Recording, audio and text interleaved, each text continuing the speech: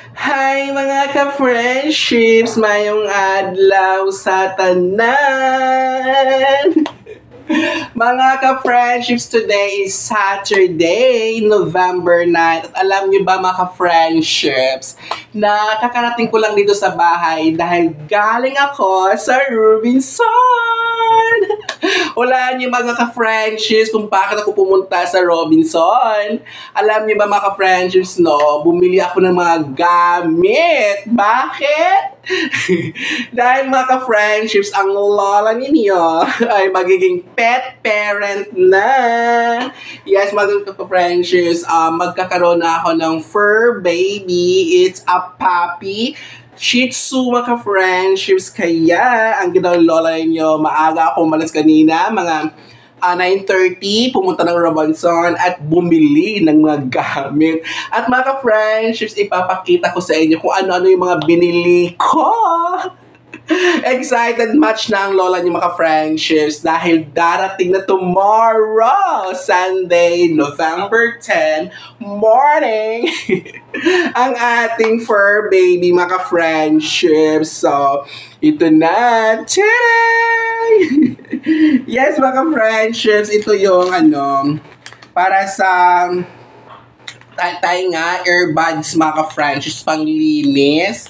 And then, syempre mga ka-friendships, Pampers, ang size niya XS. And mga ka-friendships, may cologne, may sabon, hanger ng damit niya mga ka-friendships kasi bumili ako ng mga damit na niya. Sabon niya mga ka-friendships. And then, toothpaste at toothbrush niya. And then, kapag aalis kami, meron siyang bit-bit nito. Kainan niya sa water. And then, pet wipes yan, mga friendships. Pantali niya. And then, mga damit. Yan, may damit na siya, mga friendships. And, mga friendships, ito dog food. Yan, mga friends, tingnan niyo. And ito pa mga friendships. Tada! Meron na siyang higaan mga friendships at meron na siyang toys. Binilang ko siya ng toys mga friendships. Yan. Ito din. Yan. At ito yung pang food and water niya. So, ito yung food. Ito dito ang para sa water. O yan mga friendships. Ang laki ng higaan niya. Pero mga friendships, alam nyo ba, 2 months old pa lang siya. Pero ang laki ng binili ko. Dahil para matagal niyang magamit. Diba mga friendships? At ang lusog mga friendships, nakita ko na sa picture. At alam nyo ba na hindi talaga presyong pang Shih Tzu yung ibabayad or hiningi ng owner nun, mga friendships or seller. Kasi hindi naman talaga siya seller or selling, mga friendships, kasi yung puppy na yan ay may-ari niyan ay friend ng friend ko. So, dahil madami na silang mga pets sa bahay at need nilang magbawas ng members kasi kakaanak lang ng mom noon. So, may dalawa siya actually, male and female. Pero mga friends, ayoko ng girl. Gusto ko lang ng boy at mga friendships kasi di ba pag babae na puppy, paglaki na nun, di ba, maglalandian sila. So, ang ginawa ko yung boy na lang and then, para hindi ako magka-problema nun mga friendships. So, meron na siyang mga laruan yan.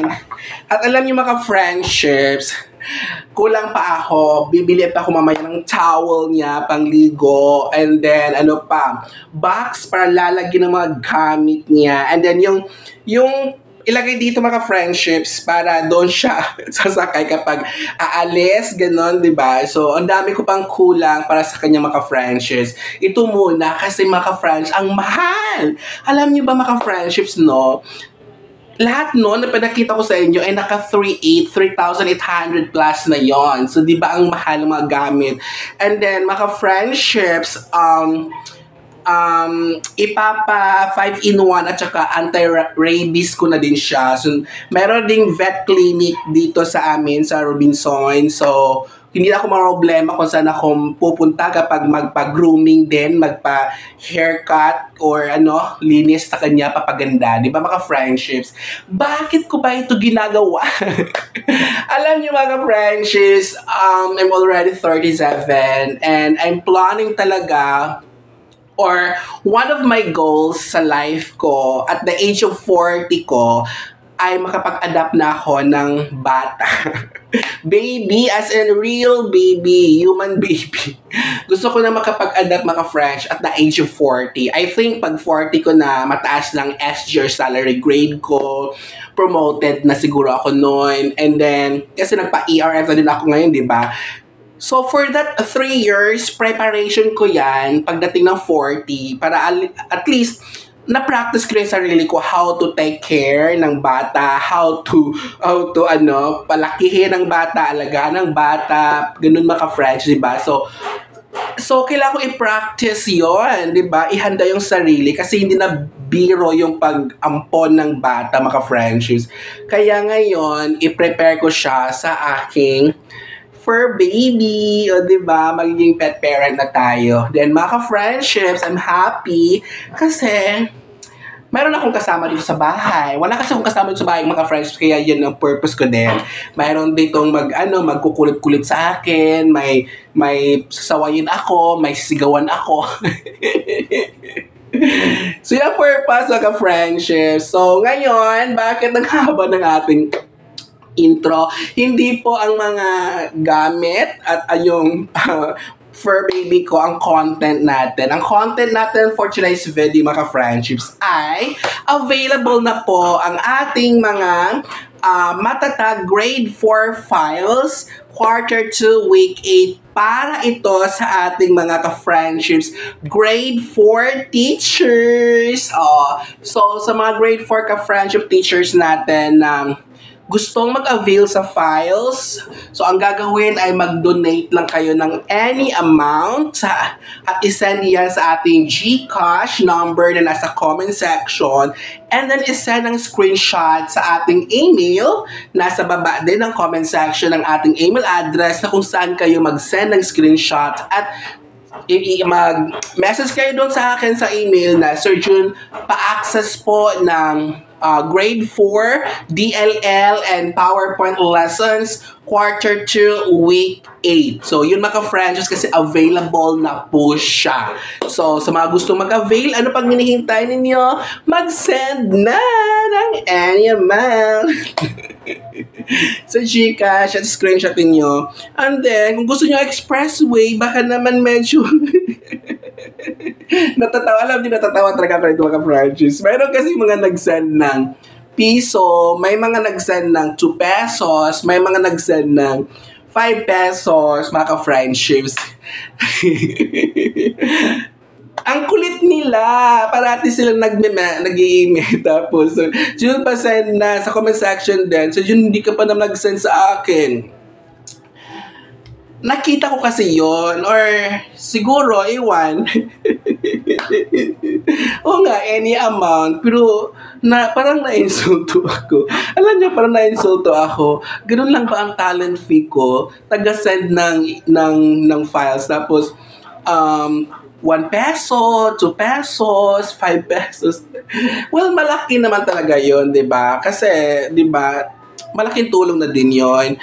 Pero kaya lang, kailangan nating makabuo ng malaking amount para makatulong talaga tayo sa karamihan ng mga poorest of the poor ng mga kabataan. So, paano tayo makatulong? Literal, piso-piso talagang isi-send. Pero thank you ha. Thank you so much sa mga nag-send talaga ng mga 10, 20, 50, 100, 200. At may nag-send pa nga ng 500. Yun talaga yung totoo talaga. Makakatulong yan. Yung mga maliliit naman, kung ipagsama-samahin talaga yan, bubuo talaga tayo ng malaking amount nandiyan. So, mga friends, thank you pa din. Maliit man, malaki ang naibigay natin. Thank you so much sa patuloy niyong pagmamahal, pag-support, at panonood sa ating mga videos. At sana mga friends, hindi kayo nag-skip ng ads. Alam niyo naman, kailangan ko ng kapirahan, lalo na magiging pet parent na ako, magkaroon na ako ng fur baby. So yun lang mga friends, thank you so much. Ipapasensyahan nyo na kung medyo mahabang ating video.